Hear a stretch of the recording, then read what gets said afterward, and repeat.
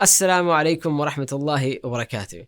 A common issue that comes up during weddings is the cultural expectations one may have going into a wedding.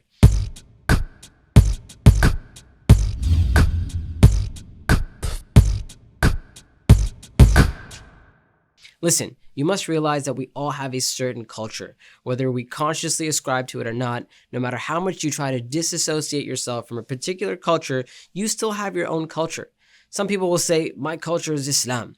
I'm sorry, but there are certain things about your life that Islam didn't dictate, things that are part of you that Islam doesn't care one way or the other about.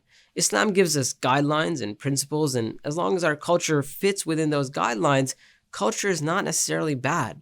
The type of food you eat, for example, that's part of your culture. Islam has some guidelines and clear prohibitions. For example, don't eat pork, don't consume alcohol, don't eat meat that isn't slaughtered properly, and so on. But Islam doesn't care whether you eat beef biryani or a beef cheeseburger. As long as it's halal, it's all good. And that's part of your culture. The food you eat, the way you dress, your language, that's culture. So we all have culture, and it's not all the same. It's obvious when you're marrying someone from a different race or different ethnicity, but even if you're marrying someone from your own culture, just the fact that you grew up in two different households mean you have two different cultures. And you know what? Every household does have their own culture, their own way of doing things, their own likes and dislikes, and so on.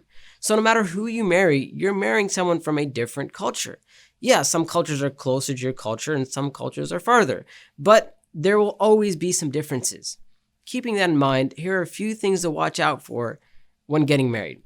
Firstly, you must be able to compromise if this is going to work. We're speaking about weddings here, but this applies to the rest of your life that you're going to spend with this person as well.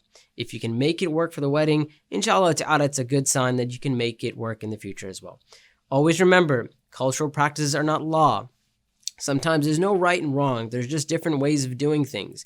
You don't want to start your marriage off with disagreements. You don't want to start your marriage off with bad blood between the families. You don't want to start your marriage off with resentment. Yeah, many people have their perfect wedding in mind. The wedding that they always dreamed of, that they dreamed their wedding would be like this or like that. But remember, it's exactly that, a dream wedding. And this is real life, and real life is not perfect. Real life is complicated. And in the real world, you cannot survive without compromises. This is why Allah has told us that a marriage has two necessary components, mawadda and rahma, affectionate love and mercy. Yes, we must be merciful towards each other. Otherwise, it's not going to work. When it's all said and done, don't get caught up in all the things you didn't have during your wedding, or how many ways your wedding was different than how you dreamed or imagined. Rather, think of all the ways in which your wedding went right. Think of the blessings of Allah. Think of how Allah even granted you a wedding in the first place, and Allah granted you a spouse. How many people never get married? How many people never have a wedding? How many people never find that loving spouse?